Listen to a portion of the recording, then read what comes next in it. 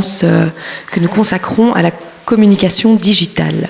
En septembre, on avait déjà parlé de désinformation sur Twitter et aujourd'hui, Valentine vient nous expliquer comment communiquer efficacement sur les réseaux sociaux. En décembre, on avait parlé des ressorts émotionnels et psychologiques du dialogue interpersonnel et la conférence de ce soir, elle est plutôt orientée business et à la manière dont une entreprise, un ou une entrepreneur, peut créer du lien, dialoguer avec son public et le mobiliser. La communication digitale, en fait, n'a plus rien de virtuel. C'est le sujet de la conférence de Valentine, Else Mortel. Mais là, vous avez appris à me connaître déjà bien, donc je m'appelle Valentine. Et avant de commencer cette conférence, on va parler des réseaux sociaux, j'avais un peu envie de savoir qui vous êtes. Alors, on va pas faire un tour de la salle parce que sinon on est toujours demain. Mais je voulais un peu savoir, parmi vous, qui utilise les réseaux sociaux de toute façon tous les jours ou régulièrement, que ce soit pour le privé, pour le professionnel. Vous pouvez lever la main. Oui, donc quasi tout le monde, ce qui est assez logique. Maintenant, qui a une page Facebook, un compte Instagram ou une page LinkedIn professionnelle, qui l'utilise pour communiquer sur son entreprise, sur un projet? Super, donc je vois quand même encore déjà quelques personnes qui ont l'habitude d'utiliser ces outils dont on va parler aujourd'hui, vu que le but c'est vraiment de vous apprendre les clés pour utiliser les réseaux sociaux, pour communiquer sur vos projets. Alors quand je dis vos projets, ça peut être votre entreprise, si vous êtes entrepreneur, si vous êtes indépendant, ça peut aussi être sur un projet personnel, si vous occupez d'une ASBL, si vous occupez d'un club sportif. Bref, il y a plein de choses à faire sur les réseaux sociaux. Alors les réseaux sociaux, on en entend parler tous les jours et ils ont un pouvoir immense. On n'a qu'à voir dans l'actualité, par exemple, dimanche, on a vu au parc Maximilien, il y a eu beaucoup de citoyens qui se sont rassemblés pour empêcher une action de la police. Ces 3000 personnes se sont réunies en moins de 3 heures grâce à un message sur les réseaux sociaux. Donc on peut voir la puissance, un message a vraiment une portée énorme, ce qu'on n'avait pas avant. J'avais également relevé dans l'actualité ces 10 derniers jours un enfant qui s'appelle le Justin, qui a 10 ans, qui est atteint de trisomie, qui adore recevoir des cartes. Pour son anniversaire, sa maman avait mis un message sur Facebook en disant « Qui veut bien envoyer une carte à mon fils, ça lui fera plaisir ». Il a reçu 10 000 cartes parce que son message a été posté, a été repartagé plus de 40 000 fois. Donc je vous laisse imaginer le bonheur dans les yeux de cet enfant et aussi de sa maman. Donc un message sur Facebook peut faire beaucoup de bien. Ça peut faire aussi beaucoup de mal. On l'a vu aussi à Bruxelles avec les émeutes. On a eu les premières émeutes en octobre avec le message « On va tout cramer à l'aumônier », qui soi-disant c'était une blague. N'empêche, on a vu la blague, elle a fait quand même quelques dégâts. Et encore par après à la bourse, quand une star de Snapchat a voulu faire un rassemblement pas organisé, et ici encore on a eu une émeute. Donc c'est important quand on utilise les réseaux sociaux de savoir quel est son message, de savoir à qui on s'adresse, et on va voir ça aujourd'hui. Vous allez voir par après, je recommande de se montrer pour créer vraiment un lien avec les gens avec qui on discute sur les réseaux sociaux. Donc forcément, il faut un petit peu se montrer, il faut mettre son visage, il faut faire des vidéos et on n'est pas toujours à l'aise avec le fait de se montrer, d'être visible. Moi-même, je dois dire, au début, j'ai eu du mal à faire des vidéos pour donner des conseils, de les mettre en me disant tout le monde va voir ma tête. Pourtant, il faut le faire. Et souvent, on a peur de ne pas avoir l'air sérieux. On a la peur du qu'on dira-t-on parce que tout le monde va le voir. Et faut vraiment se dire que maintenant, le public ne recherche pas du contenu parfait ou léché. Vous pouvez commencer petit, entre guillemets. Quand je dis petit, c'est avec des petits moyens. Vous pouvez faire des vidéos avec votre téléphone et les poster sur Facebook ou sur YouTube. Il n'y a pas de souci. Ce qui est important, c'est le contenu. C'est pas la qualité du produit final au niveau qualité, au niveau de la vidéo et de l'audio. Alors oui, bien sûr, si vous avez une caméra professionnelle, c'est mieux. Mais vous pouvez vraiment commencer avec vos propres moyens. Donc si maintenant vous avez envie de vous lancer sur les réseaux sociaux parce que vous avez un projet que vous souhaitez diffuser, que vous avez un message à émettre, ne vous mettez pas de limite et n'ayez pas peur du qu'on dira-t-on. Et alors le troisième mythe qui est le plus important, c'est celui où on pense que le nombre de fans ou de followers est le plus important. Souvent on me demande, il faut avoir combien de fans sur Facebook pour dire qu'on a réussi sur Facebook ? Non, il n'y a pas de bonne réponse. En fait, ce qui est important, c'est d'avoir une vraie communauté qui vous suit et qui est intéressée par ce que vous dites. Donc il vaut mieux avoir 100 personnes qui vous suivent sur Facebook, mais qui vont interagir à votre contenu, qui vont partager vos posts et qui seront là pour vous suivre, plutôt qu'avoir 1000 personnes qui sont là, mais qui n'interagissent pas. On le verra par après, déjà c'est très mauvais pour les algorithmes au niveau des réseaux sociaux, mais surtout ça n'a pas d'intérêt.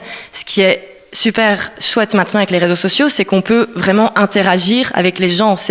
On ne lance pas une bouteille à la mer toute seule en n'ayant pas de réponse. On a un retour, on espère un retour, on a besoin d'un retour. Et donc si on parle à une communauté qui n'est pas intéressée, le message ne sera pas diffusé comme il faut.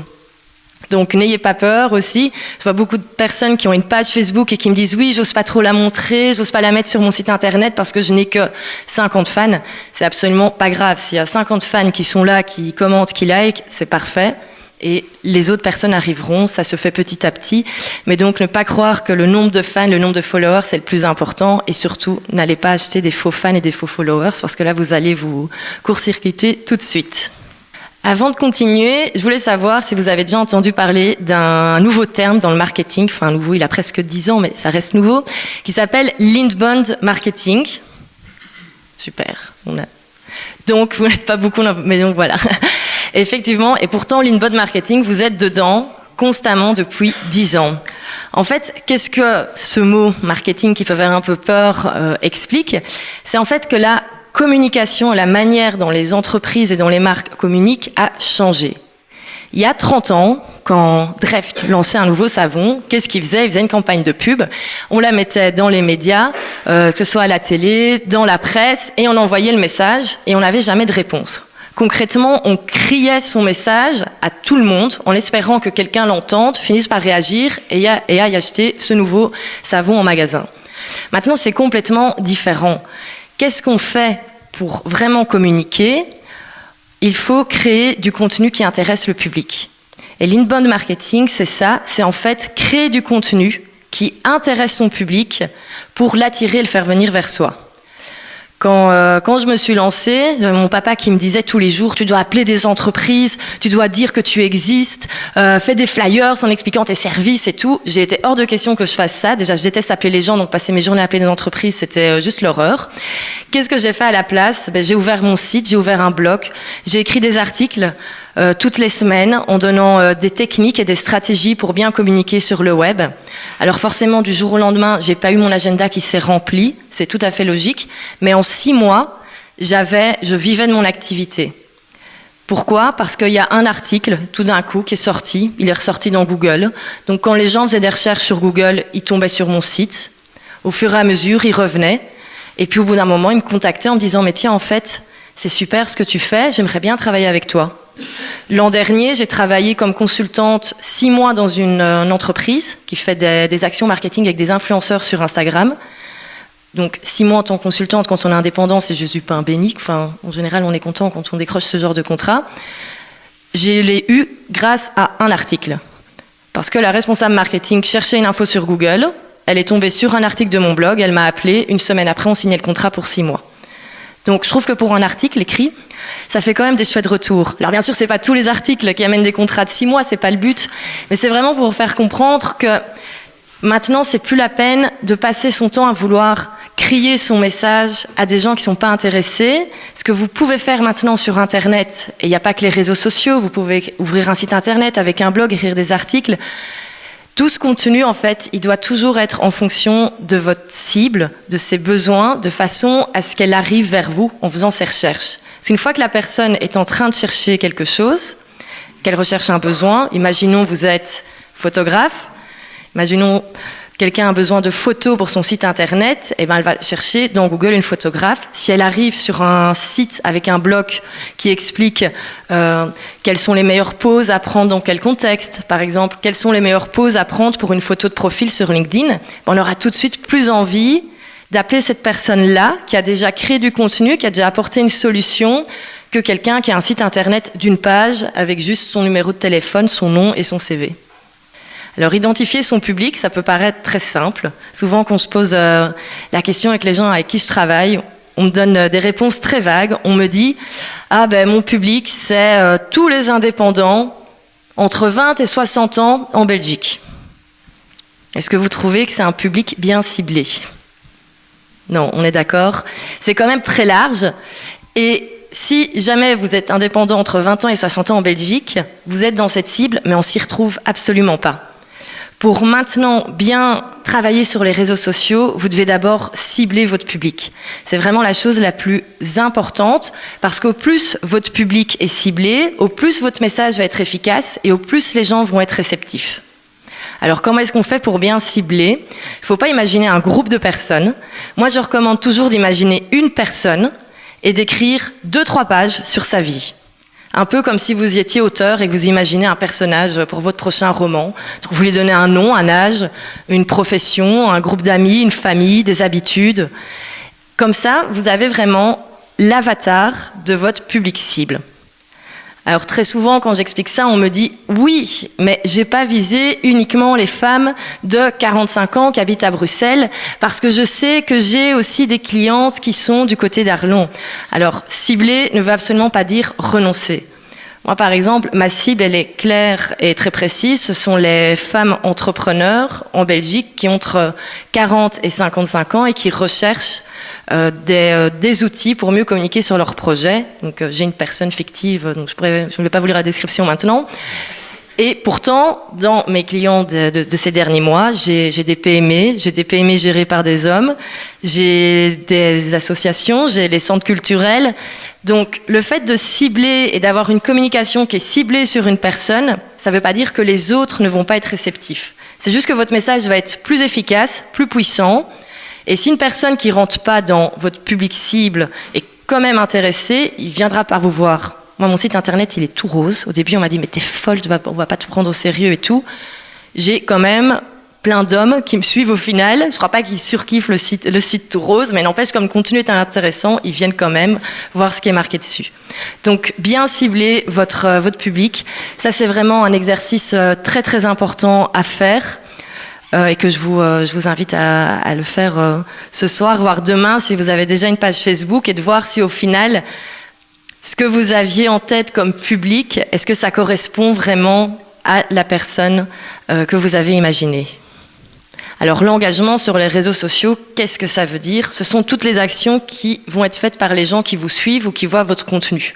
Donc ça veut être liker un post, commenter une photo sur Instagram, ça peut être partager une publication sur LinkedIn, toutes les choses qui sont prises en compte dans l'engagement. Alors pourquoi est-ce que cet engagement est important ?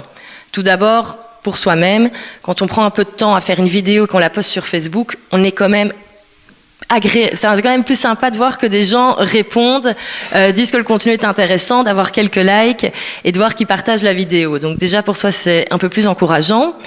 La deuxième raison, c'est que l'engagement, c'est la notion numéro 1 pour continuer à être visible sur les réseaux sociaux. Je ne sais pas si vous avez vu, il y a une dizaine de jours, Mark Zuckerberg, le fondateur de Facebook, a fait une annonce dont on a beaucoup parlé dans le monde du marketing digital.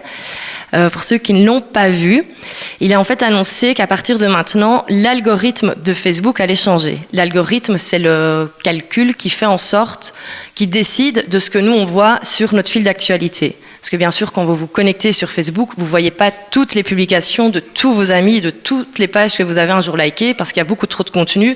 Et Facebook fait le tri en fonction de ce qui est censé vous intéresser. Comment est-ce que Facebook fait le tri avec cet algorithme ? Il prend en compte l'engagement.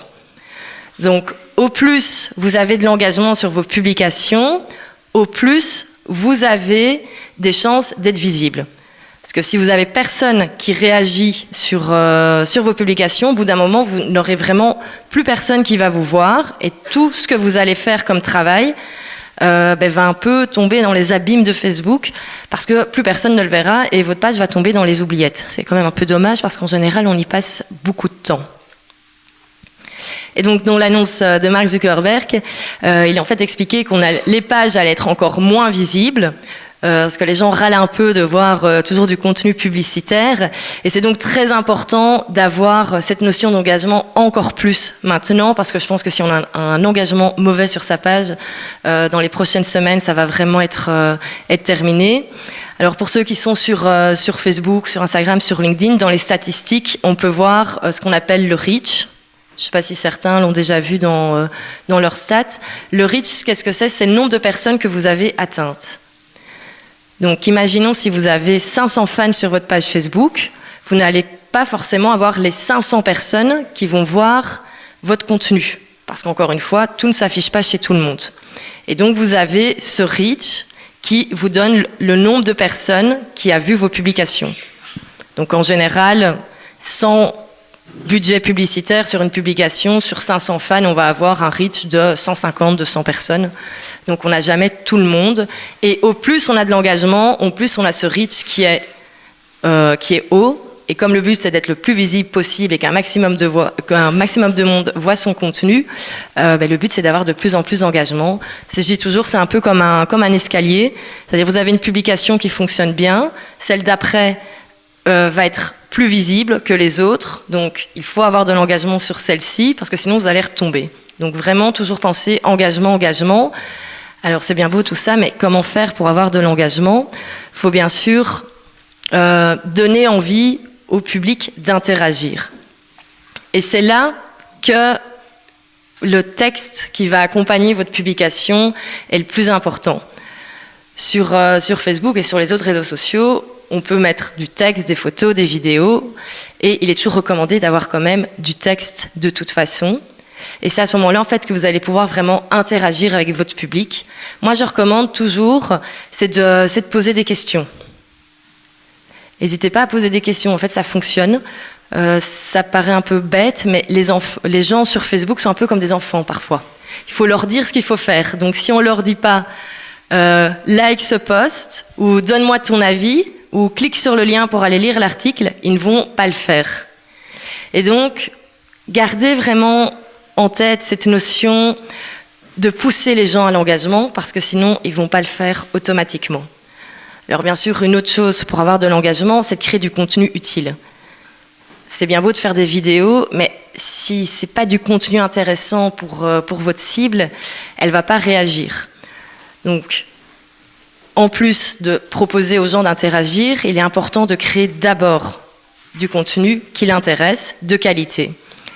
Ici aussi, souvent, on me dit « Oui, mais je ne vais pas créer du contenu gratuit que je vais mettre sur Internet, sinon personne ne va m'appeler après pour travailler avec moi. » On va reprendre notre cause sportif, il pourrait très bien se dire « Oui, mais bon, si je passe mes journées à faire des vidéos où j'explique comment faire convenablement des pompes et des squats, personne ne va m'appeler pour, au final, m'engager pour être son coach. » C'est une réaction qui peut être assez logique et qui en fait est fausse.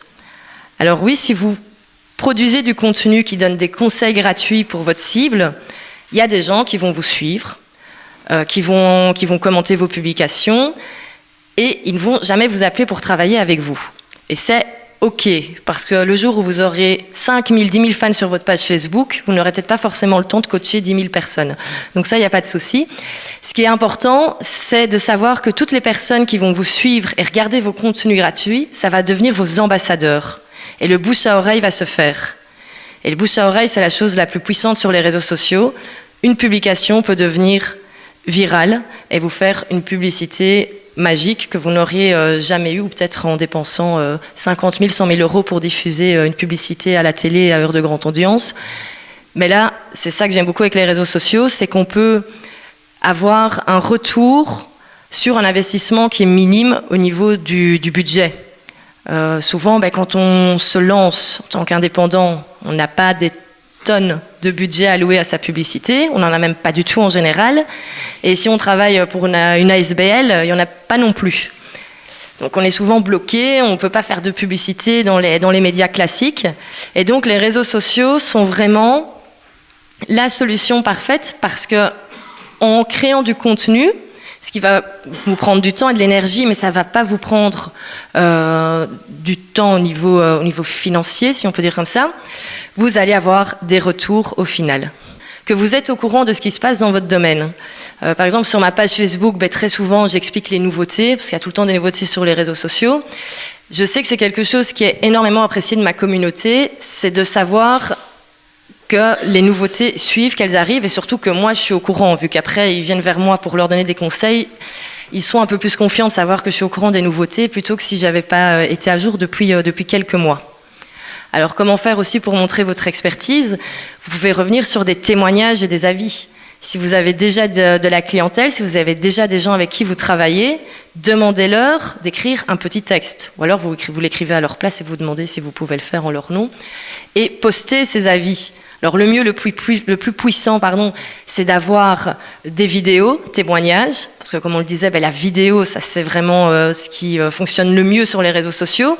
Donc si vous pouvez avoir une vidéo de quelqu'un avec qui vous avez travaillé, qui en 2-3 minutes explique pourquoi il a adoré travailler avec vous, c'est génial. Mais n'hésitez pas à mettre les avis des gens avec qui vous travaillez. Par exemple, hier, quand je donnais la formation aux chargés de com des centres culturels, je leur disais, après un spectacle, après une pièce de théâtre, par exemple, allez voir le public, demandez des avis et repostez-les le lendemain sur la page. Ça va donner envie aux gens d'aller voir le soir la pièce. Puis, bien sûr, vous pouvez montrer votre travail, votre portfolio. Alors souvent, en portfolio, on pense que c'est pour les domaines artistiques, comme la photographie, montrer les derniers albums. On a tous au final un portfolio, on a tous des choses à faire, on a tous des choses à montrer. Et c'est important de montrer un peu le travail que vous avez fait et l'avancement. Donc, n'hésitez pas à vous vendre. Alors souvent, c'est quelque chose de très compliqué. On a du mal à se positionner comme expert, aller demander des témoignages aux gens avec qui on travaille. Souvent, on n'est pas à l'aise avec ça. Mais n'hésitez pas à le faire parce que c'est important quand quelqu'un arrive sur une des plateformes sur lesquelles vous êtes, sur Facebook ou sur LinkedIn, qu'en un instant, quand il va scroller pour voir un peu votre contenu, il doit vraiment tout de suite comprendre que vous êtes le numéro 1 dans votre domaine et que vous vous y connaissez. Donc il faut faire attention à poster régulièrement du contenu dans ce domaine expertise. Deuxième type de contenu, c'est tout le contenu qui va permettre de créer un lien. Donc on le disait, le but c'est pas de crier son message et de ne pas avoir de retour. Il est important de montrer qui vous êtes. Et sur les réseaux sociaux, les gens aiment bien savoir à qui ils s'adressent au final. Qui est derrière une page Facebook, qui est derrière un compte Instagram. Alors souvent, on n'a pas trop envie de se montrer, comme je le disais, mais il faut le faire. Moi, à partir du moment où j'ai commencé à mettre mon visage sur les réseaux sociaux, que ce soit en photo ou en vidéo, j'ai vu les résultats ont été doublés. Donc, c'est pas évident, mais il faut le faire. Si au début, vous n'êtes pas à l'aise avec cet exercice, vous pouvez partager les backstage de votre travail, de votre vie de tous les jours. Un truc qui fonctionne très très bien, c'est la photo du bureau. Par exemple, vous montrez votre ordinateur, vous êtes en train de travailler, le café du matin. Ce sont des choses qui fonctionnent bien. Ça paraît très bête. C'est assez facile à faire parce que vous faites une photo avec votre téléphone et vous la postez. Mais ça fonctionne. Alors souvent les gens sont un peu perplexes, mais je vous promets que ce sont des posts qui permettent d'avoir énormément d'engagement. Pourquoi ? Parce que les gens, ils voient ça en arrivant le matin au travail, ils voient qu'une personne qui suit va poster « voilà, moi je commence ma journée, bon café à vous aussi ». Ça permet de créer un lien. On n'est pas juste dans le domaine du travail, on commence un peu à raconter qui on est. Vous pouvez aussi raconter des anecdotes ou votre histoire. Le storytelling, c'est très important, un peu d'expliquer d'où on vient. Alors souvent, c'est un peu plus facile ça pour les entreprises où il y a plusieurs personnes qui sont fondées depuis plusieurs années, où on peut dire depuis 15 ans, on fait ça, voilà. Nos anciens locaux, il y a 5 ans, nous avons déménagé. Mais vous pouvez aussi le faire si vous travaillez seul et que vous avez commencé votre activité il y a 2 semaines. Parce que vous n'êtes pas né il y a 2 semaines, vous avez fait des choses avant. Donc n'hésitez pas à raconter aussi votre histoire. Ça permet de s'identifier et de pouvoir... Et le public aura envie d'encore plus travailler avec vous, aura encore plus envie de vous connaître. Troisième type de contenu, c'est ceux qui vont rentrer dans l'objectif visibilité.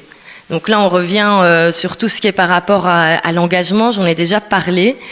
Mais vous pouvez vraiment créer du contenu uniquement en ayant comme objectif d'avoir des likes et des commentaires. Je ne sais pas si vous voyez, mais on a en ce moment une mode des citations inspirantes. On voit ça quasi sur toutes les pages. Le lundi matin, je le fais aussi, parce que comme ça fonctionne, je le fais. Voilà, concrètement, c'est pas ça qui permet de montrer que je m'y connais en réseaux sociaux ou tout quoi, mais ça fonctionne. Le lundi matin, les gens sont contents de voir une phrase inspirante qui les motive, qui leur donne envie de travailler le lundi. Et donc, c'est des posts qui amènent beaucoup d'engagement et donc qui me permettent d'avoir plus de visibilité sur mes posts suivants. On a aussi également tout ce qui est humour. Alors sur Instagram, on s'attend à un contenu un peu plus léché, mais sur Facebook, vous pouvez vraiment vous amuser. N'hésitez pas à poster des vidéos rigolotes le vendredi midi en disant « Allez, ça y est, c'est bientôt le week-end ». C'est des choses qui fonctionnent. N'ayez pas peur. Et comme je disais, n'ayez pas peur de ce qu'on va penser. La pire chose qui peut arriver, c'est de ne pas avoir de réaction, ce qui n'est pas dramatique, mais vous pouvez vraiment poster des choses qui vous amusent. Si à un moment vous voyez une photo d'un petit chat mignon, alors oui c'est un peu kitsch, mais si vous avez envie de la poster un dimanche matin en disant « pas envie de travailler ce matin, pourtant je dois le faire », eh ben postez-la, c'est pas grave, ça va faire des réactions. Non seulement vous allez avoir de l'engagement, mais en plus vous allez pouvoir créer ce petit lien avec la communauté. Bon après, vous n'êtes pas obligé de le faire si vous ne voulez pas, hein, mais pour dire, ne vous mettez pas de limites, restez vous-même aussi. Votre compte, que ce soit votre page Facebook, votre compte Instagram ou votre chaîne YouTube, c'est vous que vous représentez. Donc, ne vous mettez pas de limites au niveau du texte. Et alors, le quatrième type de contenu que vous pouvez utiliser, c'est tout ce qui est dans la vente. Ouais, parce que forcément, si vous êtes sur les réseaux sociaux, le but c'est quand même un peu de vendre votre produit ou vos services, ou en tout cas de faire parler de vous. Ou si vous travaillez, comme hier par exemple les centres culturels où j'étais, le but c'est de vendre des tickets pour les représentations. Et souvent, on a un peu tendance à l'oublier que si on est sur les réseaux sociaux, c'est aussi pour avoir ce retour, pour se faire connaître. Et donc, n'oubliez pas également de vous vendre et parfois de faire vos promotions. Moi, par exemple, j'avais une cliente qui organisait toutes les semaines des conférences en ligne et elle n'en parlait pas sur ses réseaux sociaux. Donc forcément, quand elle était le mercredi soir en ligne à 20h, il n'y avait personne. Et j'étais là, mais oui, mais si tu ne le dis pas, les gens ne peuvent pas le deviner. Alors, il y avait plein de photos d'elle très sympa avec son café. Hein, elle postait plein de vidéos avec plein de conseils, mais elle ne faisait jamais la promotion de ses propres opérations. Donc, n'oubliez pas de le faire. Et donc là, vous avez vraiment les 4 grands types de contenus que vous pouvez diffuser sur les réseaux sociaux, tout ce confondu. Donc on a la vente, booster sa visibilité, créer un lien et tout ce qui est par rapport à l'expertise, très, très important. Une chose que je vous conseille sur Facebook, c'est de rejoindre les groupes. Alors, je ne sais pas si vous vous souvenez, mais il y a 10 ans sur Internet, il y avait plein de forums où les gens discutaient de tout et de rien. Ça, c'était avant que les réseaux sociaux explosent. Et maintenant, on voit apparaître sur Facebook de plus en plus de groupes par rapport à plusieurs thématiques. On peut avoir les fans de jardinage ou les mamans qui travaillent, enfin plusieurs choses. Et ça permet de rejoindre ces groupes en fonction de votre domaine. Ça va vous permettre de rencontrer votre public.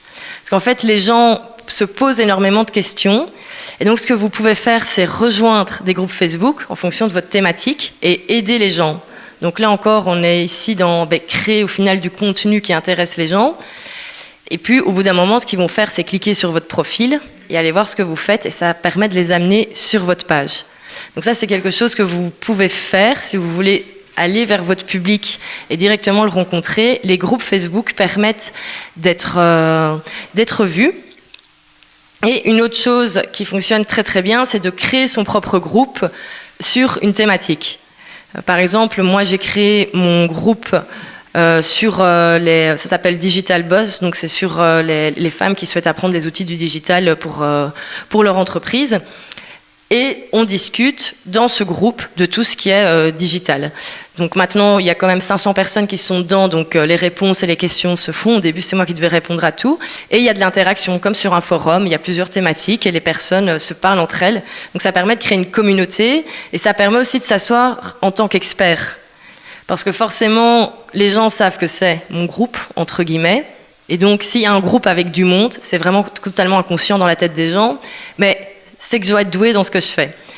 Donc, si vous aimez bien ce concept de communauté, d'échanger avec les gens, je vous invite à créer un groupe Facebook. Parce qu'en plus, c'est un outil que Facebook développe énormément en ce moment.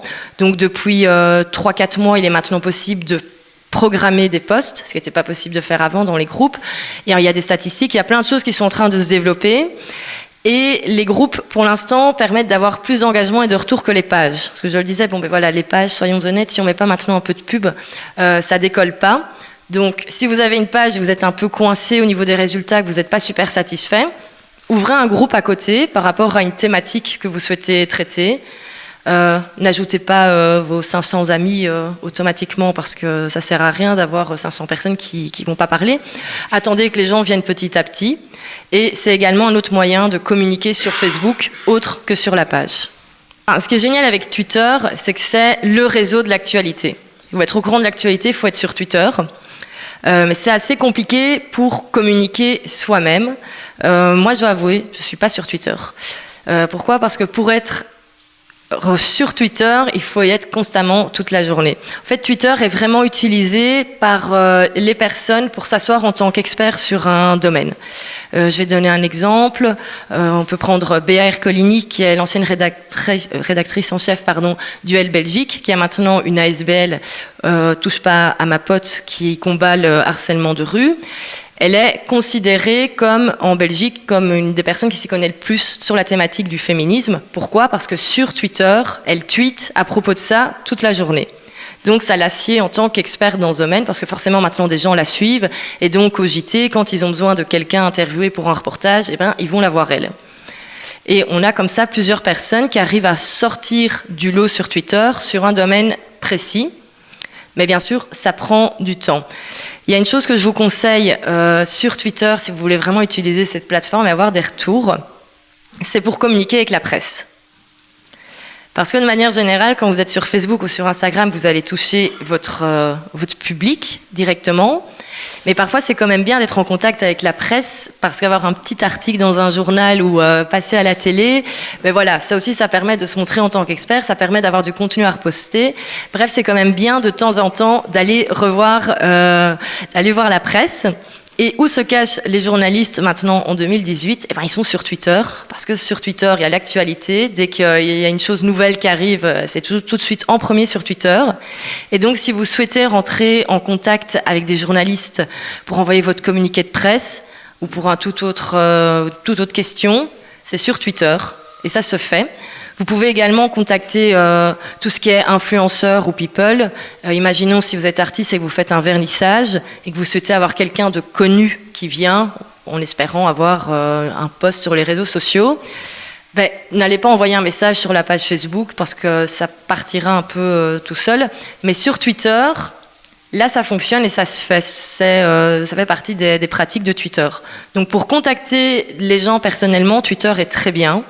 Donc moi, je ne vous conseille pas du tout d'utiliser Twitter pour aller reposter le même contenu que vous avez sur Facebook. Parce qu'honnêtement, votre tweet, vous allez le poster et une demi-seconde après, il sera déjà oublié. Parce qu'il y a tellement de contenu sur Twitter qu'on se perd vite encore plus dans la masse que sur Facebook. Par contre, Twitter est parfait pour contacter la presse et les médias. Et donc vous pouvez faire une recherche, imaginons journaliste culture en Belgique, journaliste sport en Belgique, et ils sont en général tous là et tous présents. Vous commencez à les suivre et ça permet d'un peu rentrer en interaction et dialoguer par après. Nous avons aussi, bien sûr, LinkedIn, qui est le réseau professionnel numéro 1. Ce qui est bien sur LinkedIn, c'est qu'on a une information claire, qui est précise, de qualité. Les gens sont vraiment à la recherche de contenu professionnel. Et donc vous devez également avoir une attitude professionnelle sur ce réseau social-là. La photo du petit chat le dimanche matin, on l'oublie un peu sur LinkedIn. Le café le matin éventuellement. Mais ce qui est vraiment important sur LinkedIn, c'est de vous positionner comme expert. Ça, c'est l'objectif numéro 1 sur LinkedIn, c'est de vous montrer comme étant le meilleur dans votre domaine. Donc, qu'est-ce que vous allez faire sur LinkedIn ? Vous allez partager le contenu intéressant que vous avez créé, tout ce qui est vidéo et articles. Mais surtout, n'oubliez pas de poster également l'actualité de votre contenu, de votre domaine, pour montrer que vous êtes au courant. Donc, c'est un peu tout l'objectif expertise que j'avais expliqué. Ça, c'est sur LinkedIn. Sur LinkedIn, très important, c'est d'avoir un profil bien rempli. Autant sur Facebook, les gens vont rarement cliquer sur la rubrique à propos pour aller lire toutes les informations. Sur LinkedIn, oui. Donc prenez le temps de faire un bon profil, que ce soit pour vous ou pour une page entreprise. Et autre chose que vous pouvez faire sur LinkedIn, c'est trouver du travail ou recruter. Parce qu'à la base, c'est quand même le réseau social sert à ça. Donc, ou faire des contacts professionnels. Imaginons, vous êtes traiteur et vous souhaitez contacter des entreprises pour apporter tout ce qui est pain surprise à midi pendant les réunions. Sur LinkedIn, ce que vous pouvez faire, c'est rechercher les personnes responsables des commandes. Alors en général, dans les entreprises qui commandent tout ce qui est plateau pour les business lunch, c'est les office managers ou les assistantes du CEO. Vous pouvez rechercher ces personnes sur LinkedIn, sur Bruxelles ou dans votre région, et les contacter pour parler de votre entreprise et de votre projet, de votre mission. Donc, l'avantage de LinkedIn, c'est qu'on peut trouver les gens par rapport à leur travail, ce qui est bien pour un petit peu prospecter dans ce sens-là. Vu que sur LinkedIn, quand on publie du contenu, on n'a pas forcément les mêmes portées que sur Facebook ou d'autres réseaux sociaux. Passons maintenant à Instagram. C'est un réseau social que j'aime beaucoup et qui a beaucoup changé, n'empêche, ces dernières années. Alors Instagram a connu un énorme succès quand l'application est sortie. Petite remise en contexte, il y a 5-6 ans, on avait déjà tous des téléphones, des smartphones, la plupart, mais les appareils photo étaient loin d'être aussi bons que maintenant. Et donc quand on était à la plage et qu'on voulait montrer à tout le monde qu'on était à la plage, la photo ressemblait à pas grand-chose, donc ça faisait moins d'effet. Et donc Instagram est sorti, et qu'est-ce qui a fait le succès? C'était là une bibliothèque de filtres. Il y avait moyen de mettre des filtres vintage pour avoir une photo un peu stylée. On pouvait faire des bords, des cadres, tout ce qu'on veut. Et donc l'application a fait un buzz incroyable. Et au fur et à mesure, cette application de photos, où la photo est vraiment le plus important. Donc là, c'est pas le texte que vous allez écrire, c'est vraiment le contenu, le visuel. Ce réseau social a énormément changé, vu que maintenant, si vous ouvrez Instagram, vous allez voir que du contenu de qualité au niveau de la photo.